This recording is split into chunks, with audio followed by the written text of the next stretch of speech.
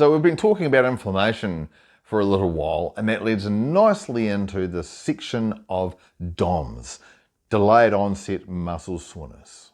So, as a surprise for a few people, perhaps DOMS is not necessary for muscle growth. DOMS is kind of like a hangover. You might have been to a party and you've got a hangover, but it doesn't mean you've had fun. The same way with muscle growth. It just might mean that you overdid it in the gym. That's all. Muscle growth happens when you train smart, not necessarily hard. If you have muscle soreness as a result of a good workout where you have trained smart, then that's just the way it is. It could be a novelty effect, or a break from training, you're returning. It happens.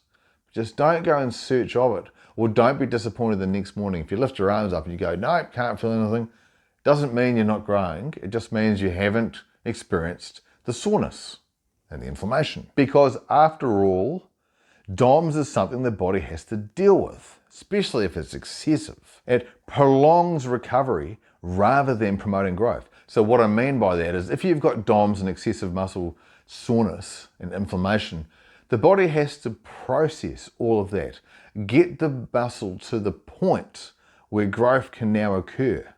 Or it starts to try to do that in amongst all the inflammation, but it's not quite as effective.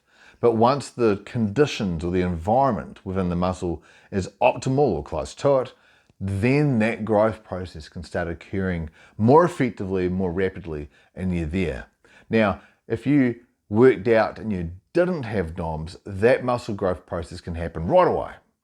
But in the excessive DOMS environment, work has to be done beforehand to restore the muscle to then allow optimal muscle growth to occur. So mild DOMS, great. Yes, it shows you what you've done. It gives you a bit of motivation perhaps, and it's not really hampering anything that's happening.